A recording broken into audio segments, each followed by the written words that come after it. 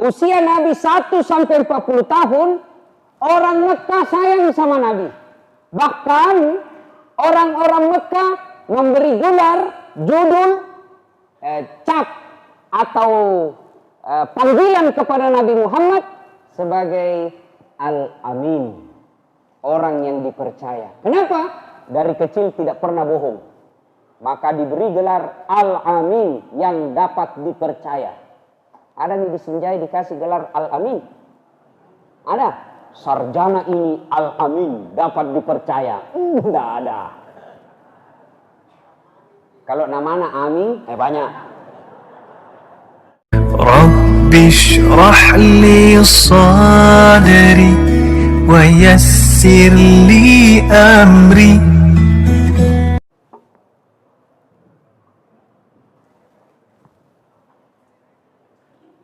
Assalamualaikum warahmatullahi wabarakatuh.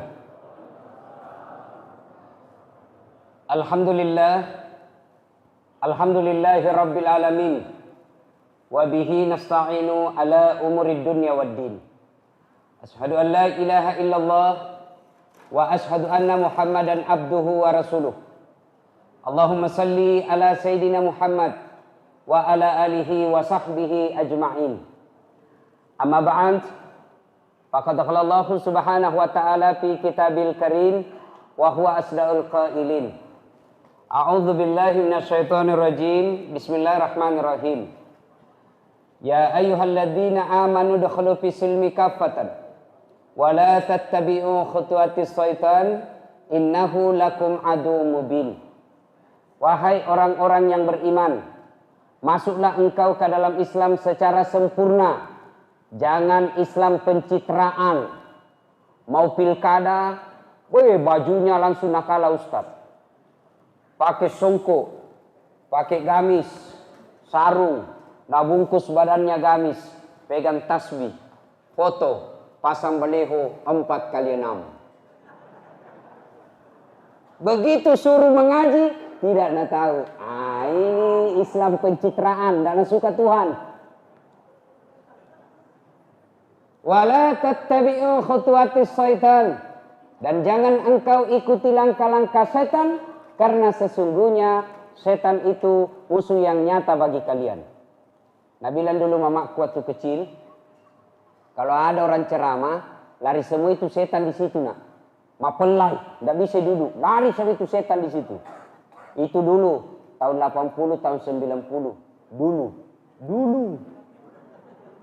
Sekarang saya ceramah seperti ini, jangan pikir tidak ada setan di tengah-tengah kita. Ada setan di tengah-tengah kita, Pak. Bukan pocong, bukan uka-uka, bukan parakang. Tapi apa setan yang ada di tengah-tengah kita, Ibu? Bentuknya handphone. Apa? Apa, Pak? Handphone. Ustadz sudah ceramah masih menggesek. Setan itu HP-mu, bos. Mengalihkan perhatian supaya tidak dengar ceramah. Apalagi setan yang ada di tengah-tengah kita, bentuknya apa? Konsumsi. Setan itu, dilihat-lihat dulu apa isinya. Setan itu mengalihkan perhatian. Apalagi setan yang ada di tengah-tengah kita, bentuknya apa? Teman yang ada duduk di samping kita. Gimana bisa, Ustaz? Ngajak ki pulang. Di sunah, malupu ki, pelai. Setan itu, setan mak bulu-bulu. Dan setan seperti ini, Pak, susah diusir. Kalau setan yang tidak nampak, baca bismillah, lari. Setan yang bentuk manusia, dibacakan Yasin, tambah dekat. Nah, mudah-mudahan tidak ada setan di tengah-tengah kita. Amin. Ibu bapak, saudara-saudara sekalian. Wa qala idan, bismillahirrahmanirrahim. Innallaha wa malaikatahu yusalluna 'alan nabi. Ya ayyuhalladzina amanu sallu alaihi wa sallimu taslima. Sesungguhnya Allah dan para malaikatnya bersalawat kepada Rasulullah Muhammad sallallahu alaihi wasallam. Maka wahai orang-orang yang beriman, bersalawatlah kalian kepada Rasulullah dengan sebaik-baik salawat. sallallahu ala Muhammad, sallallahu alaihi wasallam, sallallahu ala Muhammad, sallallahu alaihi wasallam. Saya kalau di Makassar salawat begini ikut semua jamaah Pak. Langsung ikut semua. Di sini nggak lihat-lihati Kak. Masa ini kapan wakilongan nih? Sallallahu ala Muhammad, sallallahu alaihi wasallam, sallallahu ala Muhammad, sallallahu alaihi wasallam. Allahumma shalli ala sayyidina Muhammad. Ibu bapak, saudara-saudara sekalian, teristimewa yang kita hormati, Bapak Bupati yang diwakili oleh wakilnya, wakil bupati. Cocok sekali ini, diwakili oleh wakilnya, cocok. Memang wakil tugasnya mewakili Kabupaten Sinjai. Bapak Kepala Kementerian Agama, bukan Republik Indonesia, Kabupaten Sinjai. Siapa lagi? Bapak yang mewakili Kapolres, yang mewakili Dandim. Lebih khusus sponsor acara ini, Bank Rakyat Indonesia. Kepalanya namanya Lukman Latif, yang tidak lain adalah adikku sendiri. Dari cabang Sinjai. Bapak, saudara-saudara sekalian, tanpa saya sebut, Bapak Ibu semua mulia di hadapan Allah Subhanahu wa taala. Insyaallah. Kali ini kita bercerita tentang tahun baru Hijriah. Kalau kira-kira saya tanya Pak, kenapa tahun baru Islam disebut tahun baru Hijriah? Pasti banyak tidak tahu. Ya toh, Pak? Kenapa disebut tahun baru Hijriah? Ya memang begitu. Jangankan bapak-bapak yang tidak sarjana, sarjana saja banyak tidak tahu. Nah, kali ini saya mau cerita kenapa disebut tahun baru Hijriah. Hebat ini panitianya Pak. 1 ceramah, 3 acara. Ini namanya efisiensi. Supaya tidak banyak anggaran. Bagus orang Sinjai. Masempu nama roa. Kan kalau mau boros anggaran 3 acara Pak, itu pemborosan. Ya. Ibu bapak, saudara-saudara sekalian yang saya hormati. Ketika usia 1 sampai 40 tahun, Nabi semua senang. Saya ulangi. Usia Nabi 1 sampai 40 tahun, orang Mekah sayang sama Nabi.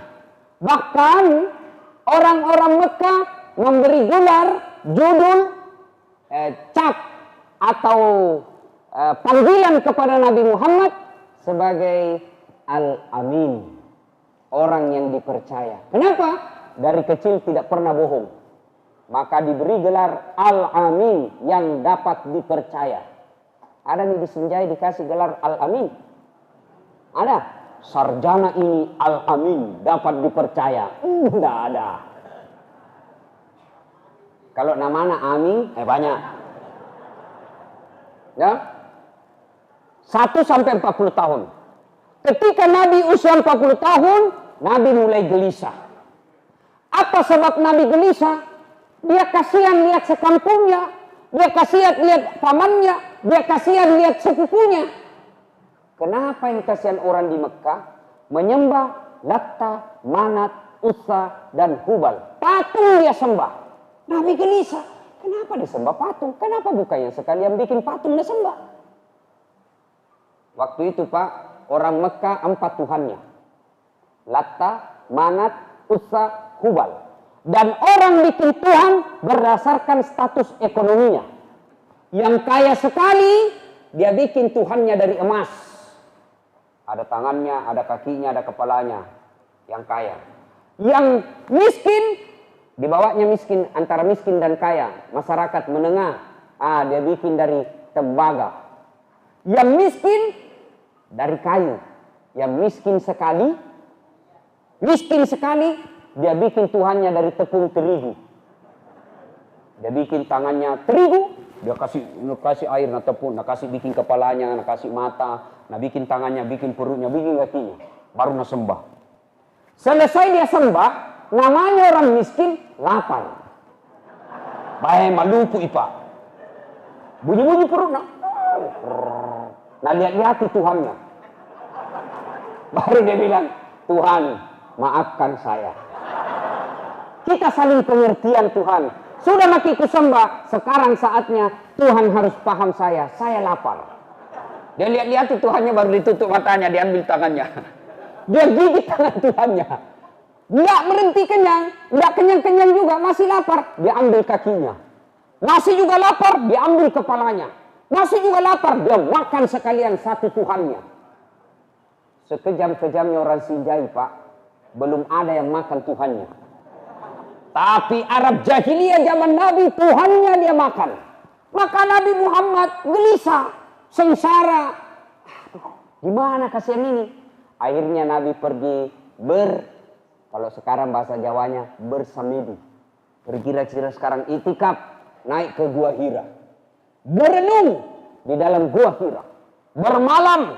Nah, pada saat malam 17 Ramadan, datanglah malaikat Jibril. Menampakkan diri sebagai manusia, lalu dipeluk badannya Nabi. Nah, pakai ini tak. Jibril berkata, Iqra, bacalah. Nabi menjawab, saya tidak tahu membaca. Dia ulang lagi, Iqra, baca, tidak tahu kamu membaca. Sampai ketiga kalinya, dalam riwayat dijelaskan, sampai Nabi sesak napas. Tidak bisa lagi Nabi bernapas. Akhirnya Nabi mengucapkan, Iqra bismi rabbikal ladzi khalaq sampai ayat 5. Nah, diangkatlah Nabi menjadi rasul. Diangkatlah Muhammad, dilantiklah Muhammad menjadi nabi dan rasul. Sudah menggigil Nabi. Mekka ini bitta. Turun, dia panggil istrinya Khadijah. Ya Ummul Mukminin. Sini dulu, sayang. Yang, sini dulu. Sayang. Biasa kita panggil sayang istri tak? Pak, biasa. Itu bapak-bapak waktu Naji mau dilamar na romantis. Hati-hati kindi. Manya-manya kindi. Sekalinya sudah ada nakna dua jatuh nabi di mana simpang matanu dongo. Masya Allah. Nabi dia panggil istrinya Khadijah, hal. Maka kita dingin saya. Menggigil kak, selimuti saya. Masya Allah. Nabi berkata, selimuti kak, menggigil kak kasihan. Khadijah menjawab, sami'na wa ata'na. Saya dengar dan saya taati. Khadijah ambil semid, langsung diselimuti suaminya. Masih ada istri begitu di Sinjai? Masih? Ada tapi sedikit Ustaz. Kira-kira kalau bapak pulang, 3 malam tidak pulang, tiba-tiba sampai rumah menggigil, ibu selimuti kak dulu. Langsung kita selimuti. Kira-kira langsung kita selimuti pak? Tidak, menginterogasi dulu. Boleh kayak kok? Dari mana kau dingin? Mana HP-mu? Periksa dulu SMS. Itu di Makassar. Di Sinjai pada mau. Udah periksa dulu dari mana? Tapi istri Nabi tidak banyak tanya. Selimuti saya. Langsung diselimuti suaminya. Masya Allah. Mudah-mudahan istri kita yang ada di rumah begitu. Amin. Sudah Mi. Lalu Nabi cerita kepada Khadijah. Saya didatangi oleh malaikat. Lalu Khadijah berkata, tunggu Mi. Saya panggilkan pamanku. Amureku. Siapa namanya pamannya Khadijah? Ada yang tahu? Naufal bin Waraqah. Waraqah bin Naufal. Naufal bin Waraqah. Nah, sudah panggil. Sini. Ini Naufal pendeta, tapi bukan pendeta seperti sekarang. Pendeta yang tidak menyembah kecuali Allah. Pendeta sekarang ada 3 Tuhannya. Jangan kita bahas urusannya orang. Ya, sudah. Datanglah pamannya Khadijah lalu berkata Sesungguhnya Muhammad, kamu telah dilantik menjadi nabi yang terakhir. Kamu telah dilantik menjadi rasul yang terakhir. Dan satu saat nanti, orang yang ada di Mekah mengusirmu dari kampung halamanmu. Dan andai saja umurku panjang, maka pada saat itu ketika kau diusir dari sekampungmu, maka saya akan menolongmu kalau panjang umurku. Ringkas kisah. Setelah Nabi menerima wahyu, Nabi kemudian menyampaikan Islam ini kepada sahabat-sahabatnya. Tapi cara penyampaiannya belum broadcast, baru japri. Tahu japri? Jalur pribadi, belum pindah broadcast. Semua orang tahu, tidak. Siapa yang dipanggil? Sahabatnya yang terdekat, Abu Bakar Siddiq. Abu Bakar ngajak Utsman bin Affan. Dari golongan anak muda, Ali bin Abi Thalib. Golongan perempuan, Khadijah radhiyallahu anhu. Aja. Tapi pada saat itu Pak, golongan yang paling banyak masuk Islam adalah budak. Apa itu budak? Beda pembantu Pak. Kalau pembantu digaji tiap bulan dan dia cerewet, dia bisa pindah Pak. Berhenti mak kerja di sini deh, cerewet sekali istrinya, pindah Kak. Itu pembantu. Yang namanya budak tidak digaji. Budak itu Pak hak milik, boleh dijual, boleh ditukar, boleh kasih orang. Namanya hak milik sama HP. HP bapak punya, boleh kasih orang, boleh celup air lombok. Kenapa? HP ku. Itulah budak, hak milik, tidak punya hak dia. Banyak masuk Islam. Terkenallah yang masuk Islam, namanya Sumayyah. Istrinya, suaminya namanya Ammar. Anaknya namanya Yasir. Inilah budak golongan pertama yang disiksa. Disiksa Pak. Karena Abu Jahal waktu itu emosi. Kenapa dia Abu Jahal emosi? Karena dia merasa ini Muhammad anak baru kemarin. Saya pamannya. Saya lebih terhormat di kalangan Mekah. Masa Muhammad anak baru kemarin langsung diangkat, dimuliakan? Tidak. Wah, Muhammad dimusuhi bukan karena ajarannya semata, tapi ini orang-orang yang sudah lama hebat merasa goyang kursinya. Istilahnya di Makassar, berupa kok. Masa kau anak baru kemarin mau kuambil jabatanku? Abu Lahab marah, Abu Jahal, ya, Abu Sufyan, termasuk Abu Goso. Marah dia mereka Pak. Akhirnya apa? Tangkap budak-budak yang masuk Islam disiksa. Salah satu diantaranya yang paling terkenal, Ammar. Anaknya namanya Yasir, istrinya namanya Sumayyah. Panggil, disiksa, ditanam sampai di leher. Bayangkan Pak, ditanam dalam pasir, lalu dipaksa. Sumayyah, katakan Muhammad pembohong, Muhammad al-Kazzab. Bilang kok Muhammad pembohong, saya lepaskan kau dari siksaan. Tapi apa kata Sumayyah? Muhammad Rasulullah sallallahu alaihi wasallam. La ilaha illallah Muhammad Rasulullah. Tambah marah Abu Jahal. Akhirnya apa? Besoknya selesai dikubur sampai di leher, diikat.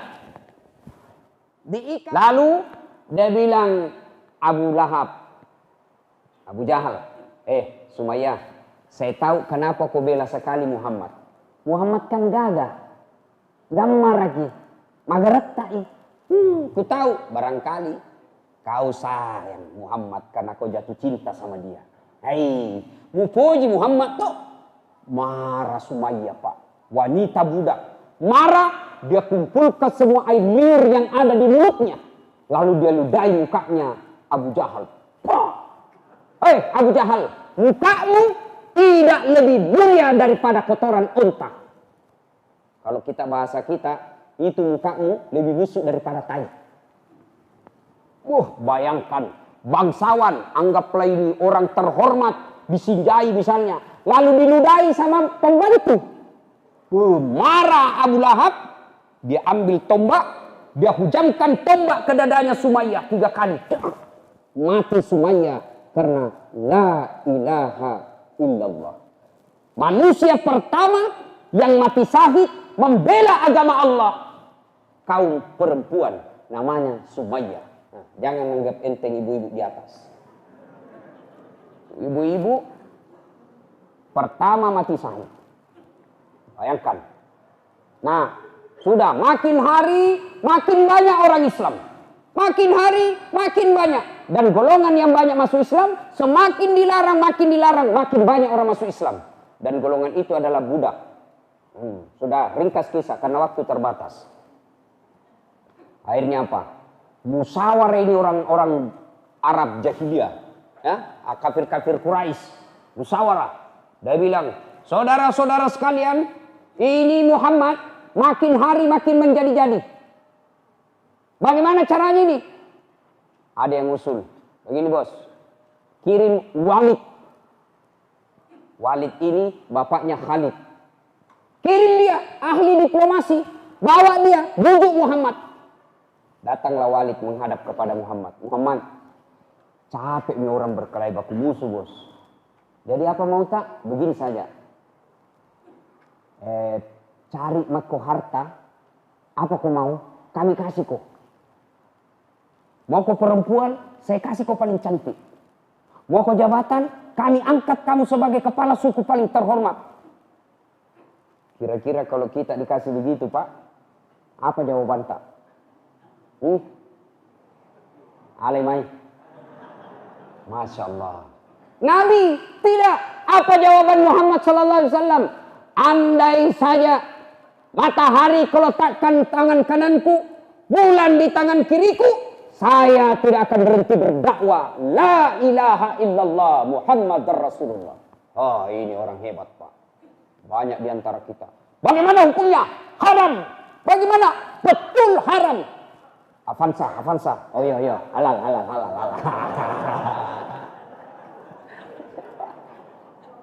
Nabi tidak. Mati akal Pak. Paliklah dia. Nabi bilang waduh. Tidak mempan. Makin hari makin banyak masuk Islam. Tapi teror kepada Nabi pun semakin meningkat.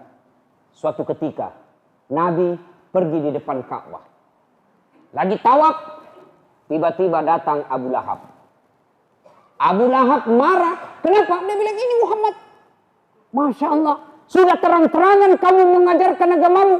Selama ini kau sembunyi-sembunyi. Sekarang kau terang-terangan. Dimaki-maki. Tapi belum diserang secara fisik. Baru dikata-katai. Tiba-tiba ada perempuan. Perempuan lagi. Perempuan melihat Nabi dihina. Akhirnya datanglah perempuan ini melapor kepada Hamzah radhiyallahu anhu. Hamzah ini pamannya Nabi, saudaranya bapaknya Nabi. Kalau bahasa kita, Amore, kasihannya itu kemanakanmu? Dihina kodong di depan Ka'bah, dimaki-maki, dikata-katai. Nabi bilang Hamzah, bagaimana kodong itu kemanakanku? Diam-diam sih kodong tidak melawan. Kasihan toh nggak lihat. Marah Hamzah. Dia bilang kurang ngajar. Dia datangi Abu Lahab. Pada saat itu Hamzah baru pulang dari berburu. Ada panahnya, ada pedangnya. Naik kuda. Dia datang ke tempat musyawarahnya kafir Quraisy dekat Ka'bah. Turun dari kuda. Dia datangi Abu Lahab. Tidak banyak tanya. Dia datangi Abu Jahal dan Abu Lahab. Langsung dia ambil busur panahnya. Dia tempelengkan di mukanya Abu Jahal. Wah, berani kau ganggu kemanakanku kalau saya tidak ada. Kurang ngajar kamu. Kalau kau macam-macam, laki lu lawan. Apa? Mau kau? Wah, mundur Abu Lahab. Karena ini Hamzah Pak, rewa, jago berkelahi. Dua yang paling jago di Mekah waktu itu. Hamzah radhiyallahu anhu dan Umar bin Khattab. Sudah. Tadinya Hamzah membela Nabi karena kemanakannya. Lalu Hamzah radhiyallahu anhu datang ke Darul Arqam. Tempat Nabi berdakwah. Rumah tempat Nabi mengajarkan agama. Ketuk pintu. Assalamualaikum warahmatullahi wabarakatuh. Waalaikumsalam. Muhammad, selama ini saya bela kamu, saya dukung kamu, saya lindungi kamu sebagai kalian darah kemanakanku kok, anaknya ke saudaraku. Tapi sekarang saya bela kamu karena saya beriman kepadamu. La ilaha illallah Muhammad Rasulullah. Hamzah masuk Islam. Setelah ini, orang yang rapat tadi ini di dewannya kafir Quraisy, Nabi bilang, Abu Lahab, banyak sekali bicaramu Abu Jahal. Apa nih? Masuk di Islam Hamzah. Tambah jago mi Muhammad ini. Ada mi pelindungnya. Niat mi palapi arona tawa. Wah. Umar. Waktu itu juga ada Umar.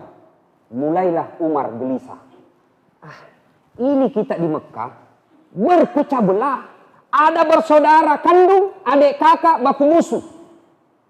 Ada anak dengan bapaknya, baku musuh. Ada yang sepupu satu kali, baku musuh. Gara-gara apa? Muhammad. Dulu Pak, dari dulu itu orang baku musuh bersepupu. Tapi dulu Nabi baku musuh, bersaudara baku musuh dengan bapaknya. Karena apa? Mempertahankan akidah. La ilaha illallah. Di kampungnya orang kuliah, baku musuh. Tetangga baku musuh. Suami istri baku musuh. Gara-gara apa? Beda calon bupatinya. Pace. Belen-belen namanya itu bos. Orang mau jadi bupati kau yang baku musuh. Nah kasih kau jabatan. Kalau kepala dinas ya berharap sama kau masih bisa kepala dinas. Kalau salah picak kisede di beta yang didukung cik daki. Tapi kalau kita Pak, orang dapat mobil-mobil dinas, orang dapat rumah dinas, orang dapat pengamanan, orang dapat honor, orang dapat jabatan, kita baku musuh. Apa bunda bodoh namanya itu? Rasulullah pada zaman itu baku musuh kenapa? Akidah, bukan karena jabatan. Mudah-mudahan di Sinjai tidak terjadi begitu. Amin. Nah ibu bapak saudara-saudara sekalian. Sudah. Umar marah. Dia bilang, lebih saya pergi bunuh ini. Muhammad sebagai sumber masalah. Selesai kubunuh Muhammad, saya pergi menyatakan diri kepada Bani Hashim. Sukunya Muhammad di rumah. Nyawa bayar nyawa. Aman. Makkah. Dalam berpecah belah. Yang penting sumbernya dulu diselesaikan. Provokatornya. Sudah. Umar bin Khattab, dia ambil pedangnya. Dia jalan di tengah kota Mekah. Dengan pedang terhunus, merah mukanya. Niatnya apa? Mau datangi rumahnya Muhammad, dia mau bunuh Muhammad. Begitu di jalan, ketemu sama orang Mekah. Dia bilang, gimana bos? Buru-buru kamu kok. Mau gimana? Saya mau pergi bunuh itu Muhammad. Kenapa bisa? Gara-gara dia kita ada musuh di Mekah. Selama ini aman-aman kita. Lama-lama ada ini Muhammad. Kita berpecah belah. Saya mau pergi bunuh dia. Nah bilang ini yang ketemu. Tidak salah bos. Maksudnya? Masa orang lain mau kebunuh baru adikmu?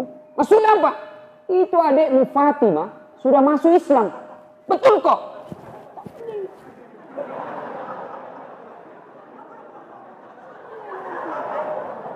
Wah marah Umar. Kurang ajar. Orang lain saya musuhi gara-gara di Islam. Malah adikku sendiri yang masuk Islam. Dia balik haluan. Dia datang ke rumahnya Fatimah, adik perempuannya. Suaminya di dalam rumahnya Fatimah ada suaminya namanya Sa'id bin Sa'id bin Amar. Ada juga di dalamnya Abdullah bin Mas'ud. Dia ketuk. Gitu. Dia dengar dulu, langsung ketuk. Fatimah, buka pintu. Langsung, tak bangka nasi. Mati lagi. Apa? Sembunyi semua. Langsung pura-pura tenang Fatimah. Ngapa kita ini? Apa aja mau tenang kita. Ngapa kau? Ternyata kau sudah masuk Islam rupanya. Datang Umar, dia ambil lehernya Said, suaminya adiknya, dia banting ke bawah. Karena Umar jago juga Pak.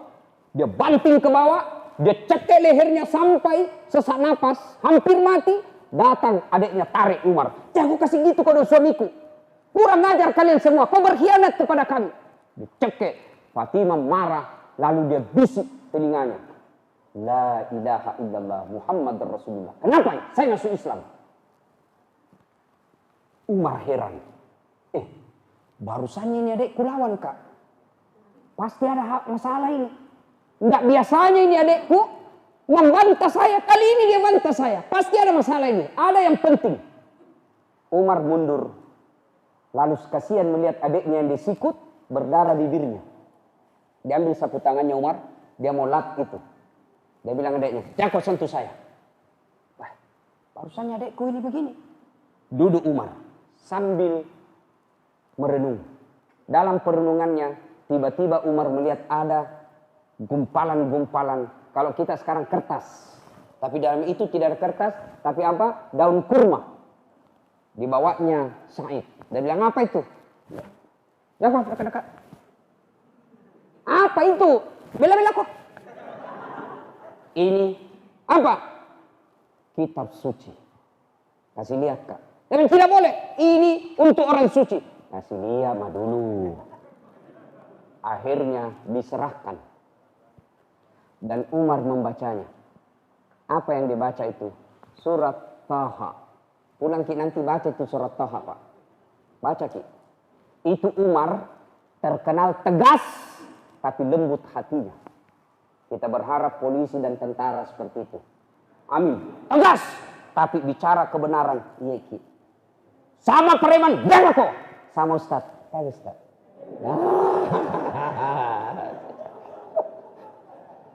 Masya Allah. Umar baca surat Taha. Lulu hatinya meneteskan air mata. Lalu Umar berkata. Ini kayak membuat kita bermusuhan. Apa jeleknya ini? Nah, makasih ya. Akhirnya apa? Dia bilang sama adiknya. Mana Muhammad? Aina Muhammad? Tidak mau kasih tahu kau. Mana? Tidak, nanti pasindung kau lagi di sana. Dia bilang jangan kau bersangka. Akhirnya diberitahukan. Muhammad ada di Darul Arqam. Umar lalu menuju Darul Arqam. Tapi tetap ada pedang di punggungnya. Dilihat. Begitu dia ketuk pintu. Wih, maju. Sa'ad bin Abi Waqqas. Dia Umar, mati lu. Datang bawa pedang. Nah bilang Hamzah, tenang. Sama-sama preman yang Jawa, sama-sama orang Jawa. Preman Isam. Tenang. Tenang saja sampean. Ada Rasulullah di dalam. Tenang. Kalau dia dapat hidayah, insya Allah niatnya baik, bisa masuk Islam. Tapi kalau niatnya jahat, gampang, borongi. Tahu apa di dalam? Borongi. Begitu masuk Umar, Hamzah langsung masuk, langsung maju ke depan, dia ambil kera lehernya Umar, dia banting ke dinding. Kenapa Umar datang bawa pedang? Dia bilang Umar, kalau bahasa anak muda, peace, damai. Saya datang bukan mau paricu bos. Mana Muhammad? Akhirnya kedengaran suara dari balik tirai. Nabi berkata, suruh masuk. Masuk Umar. Lalu berkata Umar, ya Muhammad, saksikan. La ilaha illallah. Muhammad dan Rasulullah. Tidak Tuhan selain Allah. Dan saya bersaksi, engkau Muhammad adalah Rasul Allah. Hari ini saya mengikuti ajaranmu. Seluruh sahabat takbir. Allahu Akbar, Allahu Akbar, Allahu Akbar. Umar lalu berkata, selama ini saya menghalangi dakwah kalian. Maka mulai hari ini, saya yang akan melindungi dakwah kalian.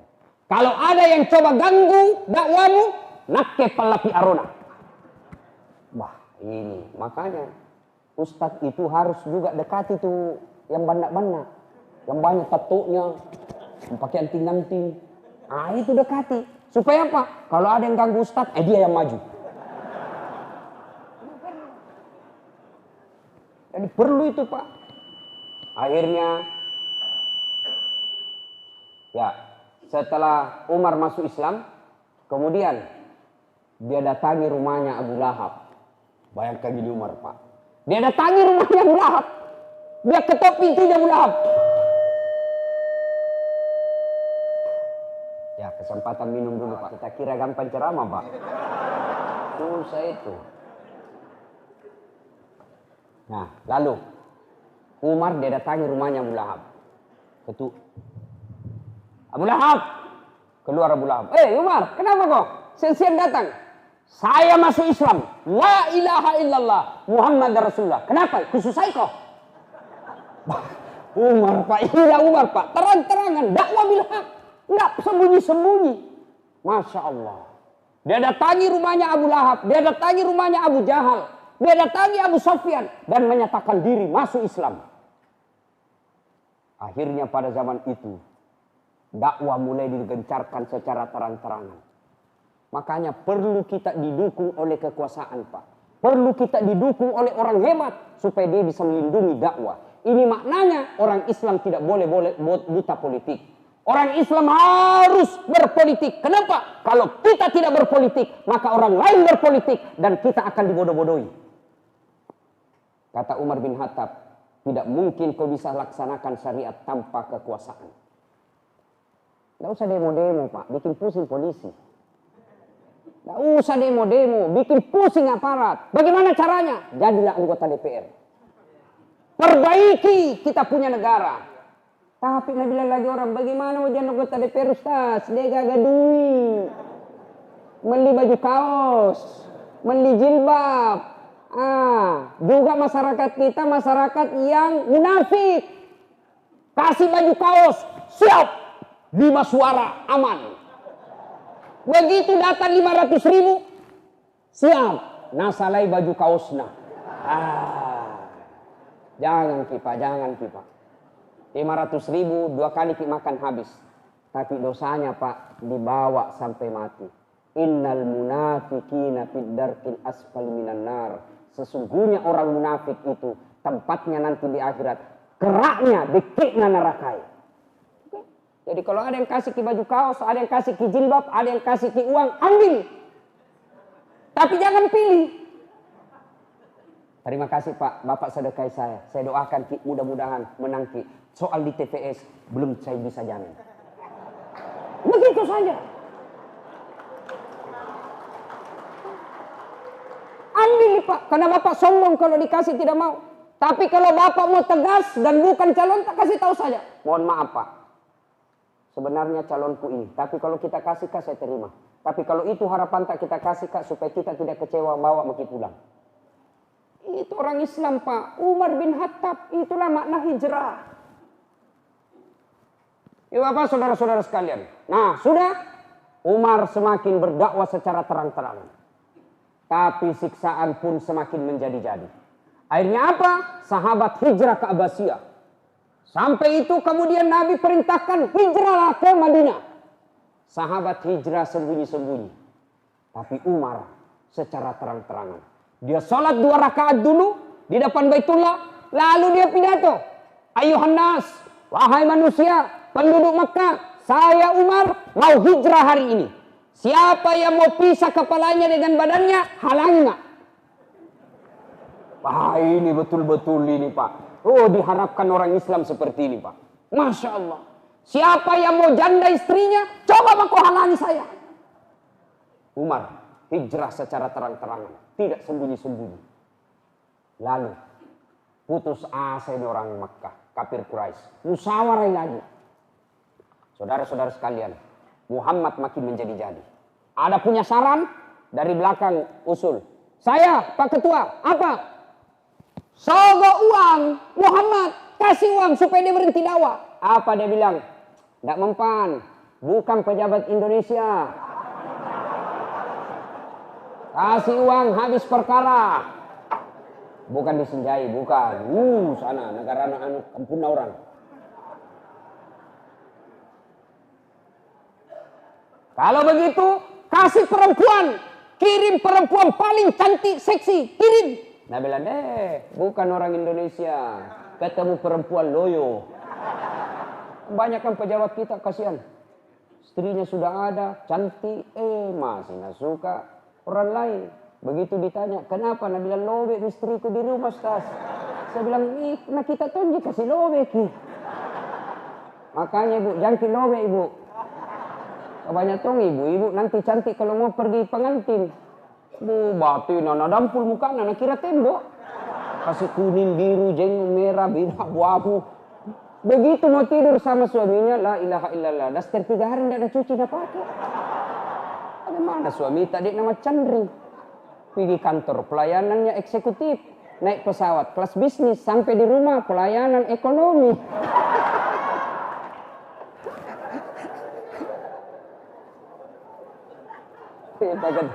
Pak Ketua ketawa.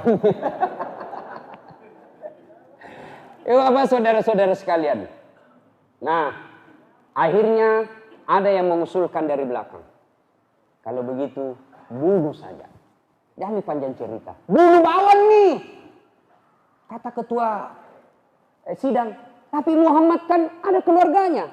Kita bunuh, tak Bani Hasyim akan keberatan. Ribut kita. Dia bilang begini. Boroni. Semua kepala suku yang ada di Mekah ini terlibat. Akhirnya apa? Kalau Bani Hasyim keberatan, dia akan menghadapi semua suku yang ada di sini. Bagaimana? Setuju? Setuju. Kapan? Jangan lama-lama. Besok saja. Malam kita gesoi.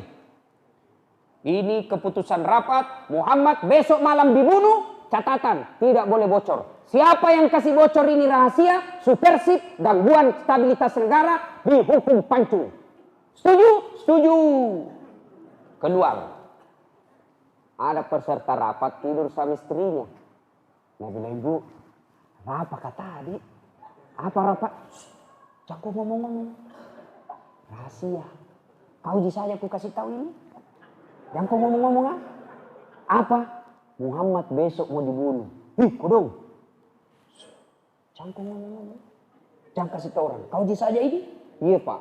Ini ibu besok dia pergi pasar. Jangan ngomong-ngomong. Kau saja aku kasih tahu. Rahasia. Ternyata yang ngomong-ngomong rahasia kau saja. Akhirnya satu Mekah tahu. Gara-gara bocor dari ibu. Makanya ternyata dari dulu itu ibu susah dikasih rahasia. Bocor. Jadi pejabat-pejabat publik pak, rahasia jabatan jangan kasih tahu istri. Bocor. Apalagi kalau mau pengangkatan kepala dinas, jangan kasih masuk. Biasa masuk istri. Itu istrinya baik sama saya. Selalu kena bawakan pisang. Jangan mau lagi ini mau. Dia sarjana. Taruh di dia sarjana. Yang penting si Poji kak. Ini jadi masalah juga yang begini. Apa saudara-saudara sekalian? Akhirnya diputuskan besok Muhammad mau dibunuh. Kepung. Dikirimlah orang-orang yang jago berkelahi. Kepung rumahnya Muhammad. Ternyata Muhammad pun tahu rahasia ini. Dari intelnya Rasulullah. Siapa? Jibril. Muhammad, ada penyerangan besok. Siap-siap ganti korek, siap di kopi.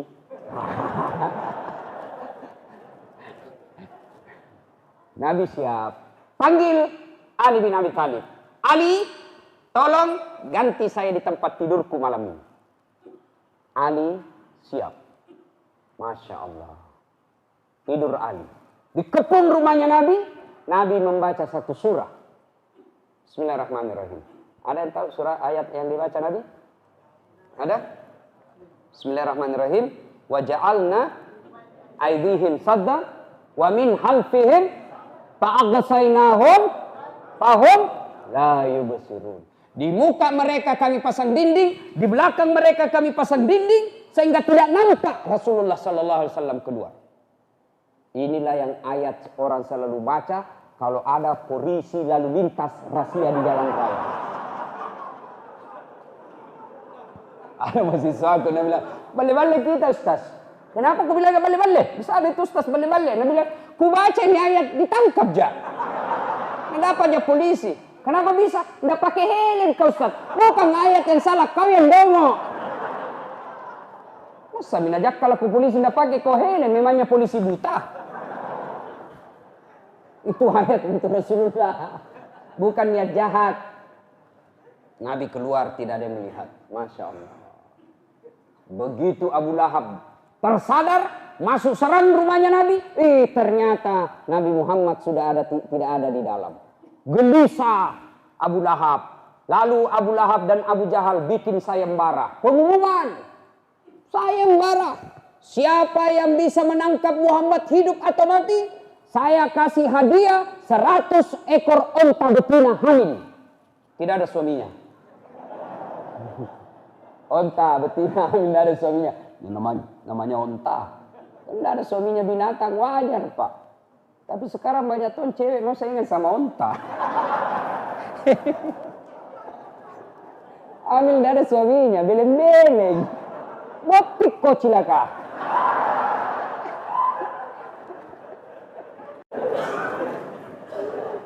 Seratus ekor onta yang bisa menangkap. Wahai orang Mekah terpancing dengan sayembara ini. Maka orang-orang Mekah mengejar Nabi. Salah satu yang mengejar Nabi namanya Suraqah bin Malik. Ini Suraqah ahli mencari tanda jejak. Dari penciumannya Pak, dia bisa tahu siapa yang lewat tadi. Jagonya itu Pak. Dasar tadi yang lewat. Bacok tadi lewat. Dari apa? Dari bau keringatnya Pak, orang dia tahu. Wah, sakulu nak keras ini. Itu Waraqah Pak. Dia tahu cari tanda jejak. Dia kejar Nabi. Dan walhasil dia dapat Nabi. Dia dapat Pak. Dapat Nabi. Tapi begitu mendekati Nabi, itu kudanya langsung standing. Tahu standing? Jumping Pak. Kayak kuda Ferrari, angkat kakinya di depan. Jatuh Waraqah. Naik lagi. Jatuh lagi. Sampai 3 kali. Jatuh. Waraqah sadar. Bukan orang biasa ini. Tanya cule-cule. Kasih si lalone ini. Engkau pakai nah. Bukan orang sembarang ini. Orang dilindungi. Lalu dia berteriak. Ya Abu Bakar. Abu Bakar bersama Nabi. Saya mendapat informasi, saya sampaikan kepada kamu. Abu Lahab menyampaikan pengumuman. Siapa yang menangkap itu saudara sahabatmu, hadiahnya 100 unta. Sembunyi kok. Saya tolong kamu. Ini perbekalanku, ambil. Lalu Abu Bakar berkata, kalau kau betul mau menolong saya, maka tolong rahasiakan perjalananku. Waraqah berkata, gampang. Begitu Waraqah mau pergi, lalu Abu Bakar berteriak, Waraqah, ada pengumuman. Rasulullah menyampaikan kepadamu, suatu saat nanti kamu memakai mahkotanya Raja Persia. Itu yang di atas kepala raja. Nabi katakan, suatu saat kau pakai itu. Dan terbukti setelah Rasulullah wafat, kepemimpinan Umar bin Khattab, Islam menaklukkan Persia, dan takluk rasanya, kemudian diambil mahkotanya. Dan betul, Waraqah memakai mahkotanya itu. Coba, prediksinya Nabi. Luar biasa. Nah, Bapak saudara-saudara sekalian. Setelah merasa aman, Nabi bersembunyi di Gua Hira, dua sur, 3 hari 3 malam. Setelah merasa aman, barulah Nabi melanjutkan perjalanannya. Dari Mekah ke Madinah, jalan kaki, kurang lebih 13 hari. Seluruh sahabat yang ada di Madinah gelisah.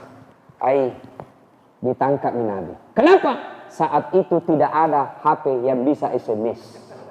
Bapak dari Sinjai ke Makassar belum tiba-tiba, padahal janji jam 2 belum sampai, bisa SMS. Tabe meletus ban mobil. Tabe ngantuk. Tabe singgah kat dulu makan. Orang menunggu tidak gelisah. Tapi saat itu tidak ada alat telekomunikasi. Seluruh sahabat gelisah yang ada di Mekah. Lama, tiba-tiba dari kejauhan ada debu naik bekas tapakan kaki onta. Lalu sahabat berkata, datang nih Muhammad. Alhamdulillah sudah datang kekasih kita. Maka disambutlah Nabi dengan lagu. Tala'al badru alaina min saniyatil wada. Inilah dalil yang dipakai para ulama yang membenarkan dan membolehkan menyanyi. Dengan catatan lagunya lagu-lagu dakwah. Kalau lagu-lagu yang membangkitkan syahwat, larang. Zaman saya kecil, lagu bagus Pak. Mengapa minuman itu haram? Karena merusak kepikiran. Mengapa berzina juga haram? Karena itu cara binatang. Itu dakwah Pak Umar Rama jago.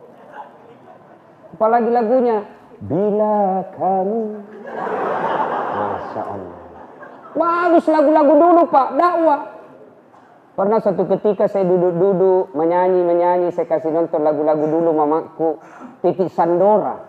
Maka dendokku, ya Roriolo, makelom mato tawe tapi masumani isiding. Lagunya apa?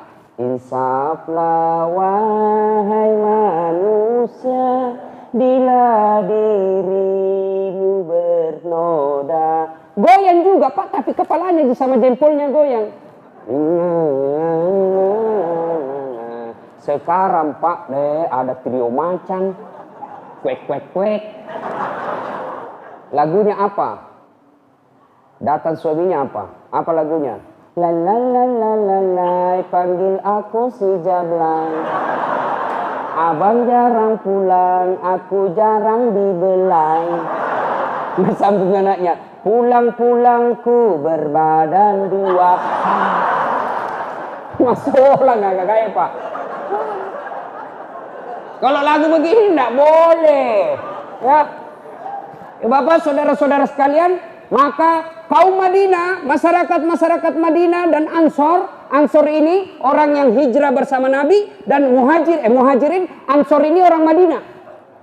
Saya ulang, orang-orang Madinah, kaum Ansor dan muhajir, orang-orang Islam dari Mekah ke Madinah, berkata kepada Nabi, orang-orang Ansor, ya Rasulullah, bermalam kau di rumahku. Ya Muhammad, tinggallah di rumahku. Rumahku besar. Sahabat yang lain, ya Muhammad, bukan cuma besar, ambil sekalian rumah saya. Masya Allah. Senang kedatangan ulama dan para nabi. Mudah-mudahan orang Sinjai begitu. Ya Ustaz Dasat, kabung korma. Ustaz Dasat, pergi makan ikan. Alhamdulillah. Dan sampai 2 jam orang ceramah biar air susah keluar.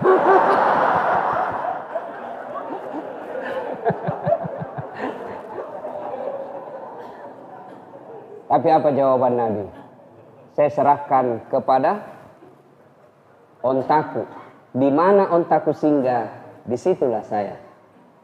Dan singgahlah Rasulullah, jalan-jalan singgah Rasulullah satu tempat, dan disitulah Rasulullah membuat rumah, dan selanjutnya dibuatlah masjid yang namanya Masjid Quba. Yang menurut hadis, orang yang dari rumah atau dari hotel, Bapak Ibu yang pergi umrah atau haji, pergi ziarah ke Quba, duduk dulu di rumahnya atau di hotelnya, lalu ke Masjid Quba, lalu dia sholat 2 rakaat, maka nilainya 1 kali umroh. Dengan catatan wudhu dari hotel, tapi kalau di sana pakai wudhu tidak seperti umroh. Bapak, saudara-saudara sekalian yang saya muliakan, panjang lagi cerita, tapi waktu yang terbatas. Ini hikmahnya hijrah, maka disebut tahun baru hijriah. Orang Islam, karena tahun Islam itu dimulai dari hijrahnya Rasulullah dari Mekah ke Madinah.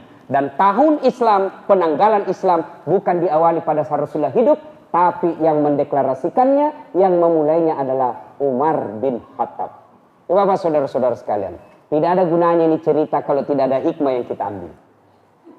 Satu hikmahnya, hijrah dalam arti konsep sejarah, dalam arti perpindahan Nabi dari Mekah ke Madinah hanya sekali saja terjadi. Sekali saja. Tapi hijrah dalam arti konsep kehidupan, cara kita hidup, maka setiap saat kita bisa hijrah. Apa itu hijrah?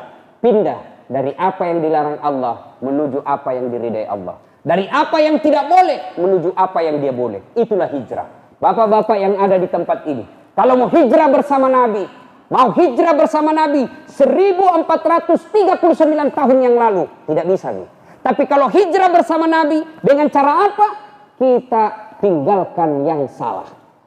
Anggota DPR mau hijrah, kalau selama ini tidak membela rakyat, maka saatnya Bapak tahun baru hijriah, saatnya membela rakyat. Yang ketawa, serius ini. Dan kalau anggota DPR berada dengan rakyat, biar Bapak tidak money politik, Bapak bisa dipilih nanti. Tapi kalau tahun pertama lupa rakyat, tahun kedua masih juga lupa, tahun ketiga tambah lupa, tahun keempat mulai ingat, tahun kelima ingat lagi, maka bawa sarung tak nak ambil orang, tidak nak pilih lagi. Hijrah Pak. Calon bupati. Kalau mau hijrah, maka sebelum mencalonkan diri, ada janji-janji yang tidak dipenuhi. Maka kalau Bapak berhijrah, penuhilah janji itu. Aparat hukum selama ini tidak memihak kepada keadilan dan kebenaran. Kalau Bapak mau berhijrah, maka tegakkan keadilan dan kebenaran. Bukan hanya dicintai oleh rakyat, tapi juga Allah akan mencintai Bapak. Satu dunia mau menjatuhkan Bapak, Bapak akan tetap diangkat oleh Allah. Sebaliknya kalau Allah murka, satu dunia mau mengangkat Bapak, Allah akan jatuh karena kehendak Allah. Masyarakat awam, kita dermawan, kontraktor. Kalau mau hijrah tahun ini, mari kontraklah itu. Kerjakan kontrak kita dengan sebaik-baiknya kontrak. Jangan disuruh pakai semen 10, 5 kita pakai.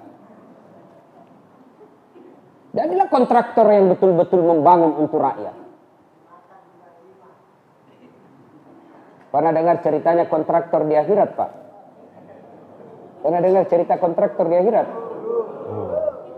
Cerita warung kopi gini, Pak. Baku SMS lah penghuni surga sama penghuni neraka. Saya bilang penghuni surga, woi sekali maga-maga tuh kedong kasih kutu, wih dek gaga nyaman. Nggak ada enaknya di sini, disiksa aja terus. Nah bilang kau yang di surga dulu enak di sini bos, 1 laki-laki 7 bidadari. Nah bilang yang penghuni dari neraka, boleh kita jalan-jalan di situ? Nah bilang boleh di sini kok. Bagaimana caranya? Nah bilang bikin kok jembatan dari situ, saya juga bikin jembatan dari sini. Kita ketemu di tengah, oke, lelang proyek. Keluar pemenang tender. Masa pekerjaan 3 hari. Hari pertama jembatan dari neraka sudah jalan 50%. Hari kedua sudah hampir selesai. Hari ketiga tuntas. Selesai tepat waktu. Dia lihat ini kenapa ini jembatan dari surga belum dimulai. Dah goyang-goyang proyeknya. Teriaklah ini dari neraka. Woi kenapa belum mulai-mulai proyekmu? Dia bilang bagaimana mau dimulai? Kontraktor, pengawas, pemborong, panitia ada semua di situ.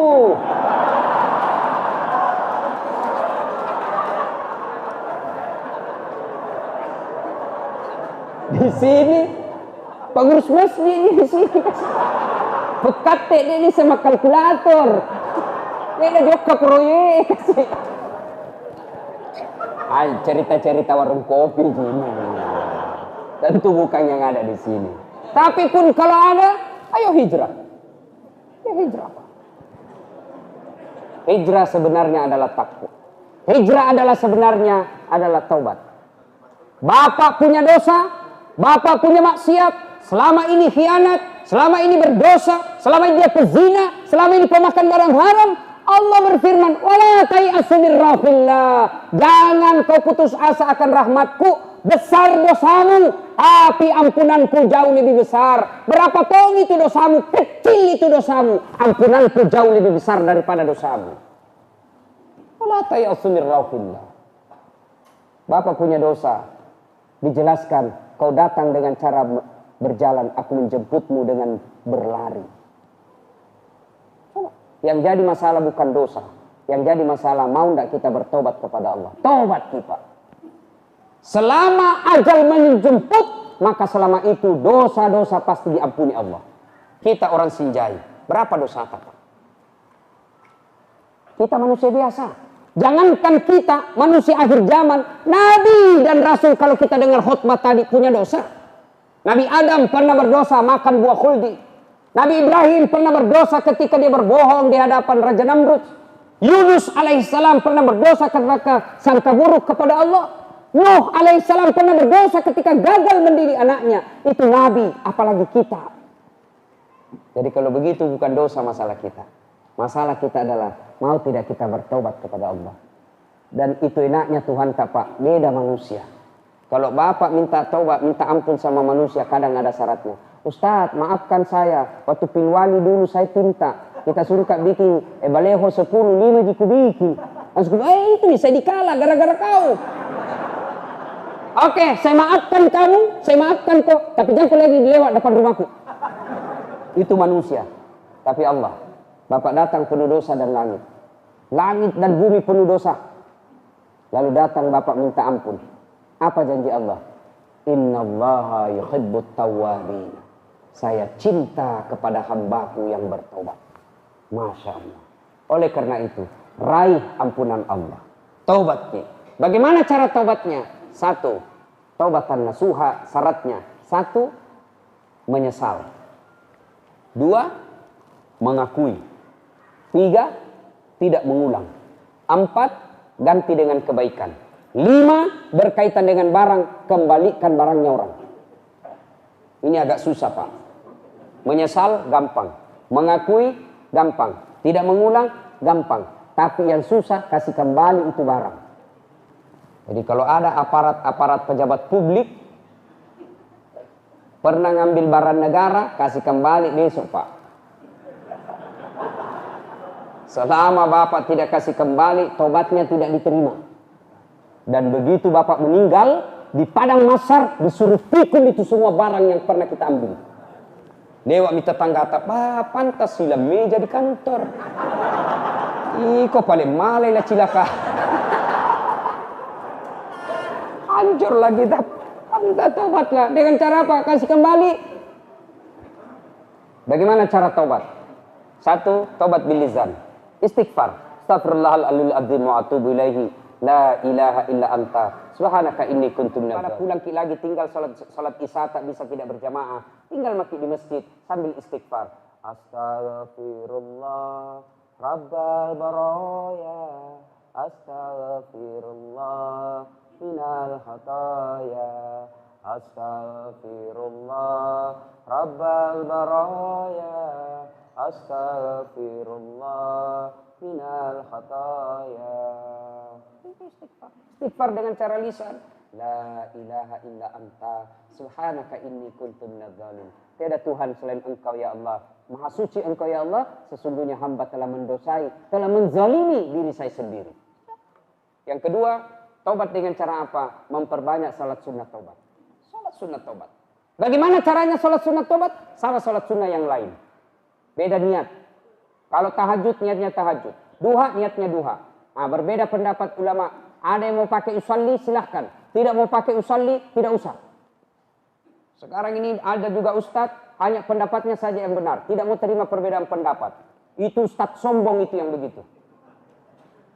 Mentang-mentang dia baca hadis yang tidak pakai usalli. Padahal ada juga hadisnya yang pakai usalli. Mau pakai usalli silahkan. Tidak mau pakai usalli silahkan.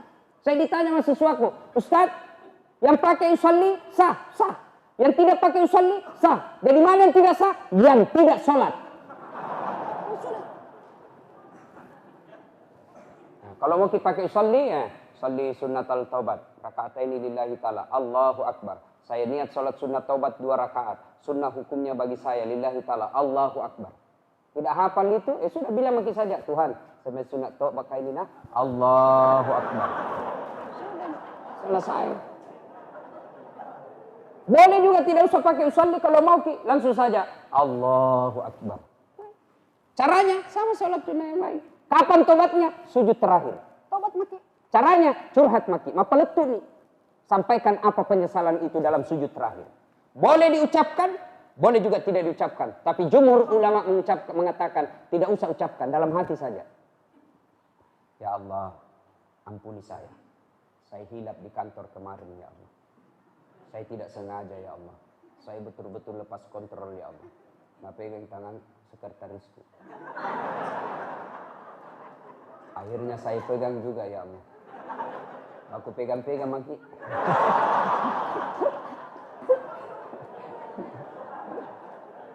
Nah, yang paling penting ya Allah, yang paling penting ya Allah, berikanlah saya kesanggupan untuk tidak mengulangi. Itu yang paling penting. La yukallifullahu nafsan illa wus'aha.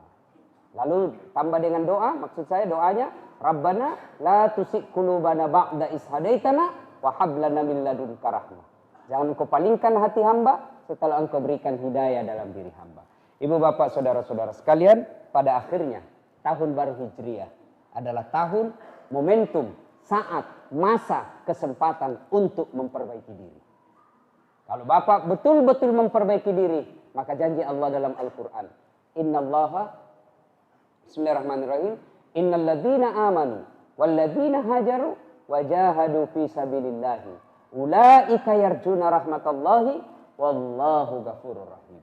Orang yang berhijrah, memindahkan dari apa yang dilarang menuju apa yang dibenarkan, dicintai Allah, dari salah menjadi benar, mencintai Allah dengan sepenuh hati, lalu dia tidak mengulangnya lagi.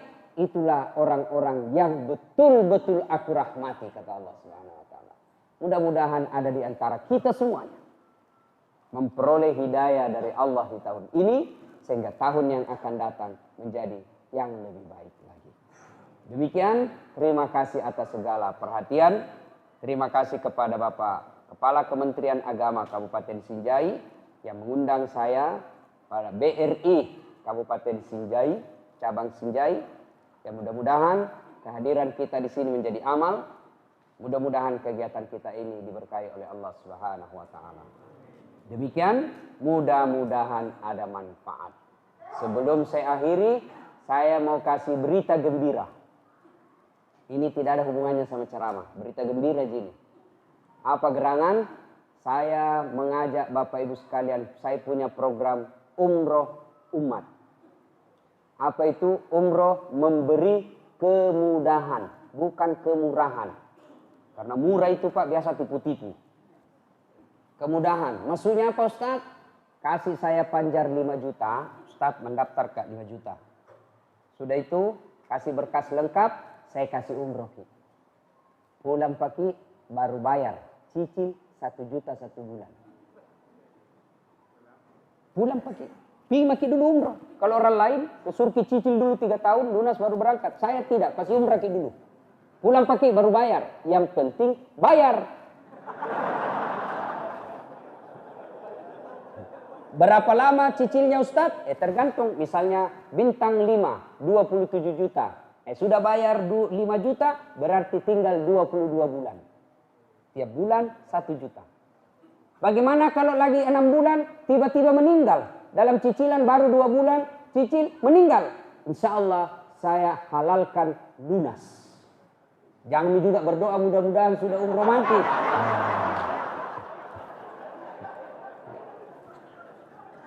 Ya, kalau yang paling penting Bapak sekalian, saya punya travel resmi. Ada izin hajinya, ada izin umrohnya. Namanya PT Gelora Indah Perdana, Jalan Kakatua nomor 30. Kalau tertarik dan berminat, silakan hubungi nomor di bawah ini. Catat nomornya, catat nomornya. Yang catat saya doakan segera berangkat, yang tidak catat berangkat tapi masih lama. Ini juga kalau mau bertanya soal agama. Kalau ada kita tidak jelas tadi, boleh ditanya lewat SMS itu. Boleh juga kalau mau undang ke ceramah. Tapi mikir-mikir jauh Pak pergi Sinjai. Nomor 081 21 22 22 298. Saya ulangi 081 21 22 22 298. 5 kali duanya. Di 081 21 222 298 atau ke kantor kantor cabang BRI. Ada dekku di situ. Kita cari, siapa tahu dapat diskon. Demikian, mudah-mudahan ada manfaat. Lebih dan kurangnya mohon dimaafkan. Mari kita tutup pengajian kita dengan mengirimkan suratul Fatihah kepada Rasulullah Muhammad SAW. Khasiat dan keutamaannya mohon keikhlasan Bapak Ibu sekalian untuk mengirimkan Fatihah tersebut kepada arwah bapak saya. Ila hadratin Nabi Mustafa Muhammad sallallahu alaihi wasallam, summa hususil ruhil Abdul Latif bin Siapo. Al-Fatihah.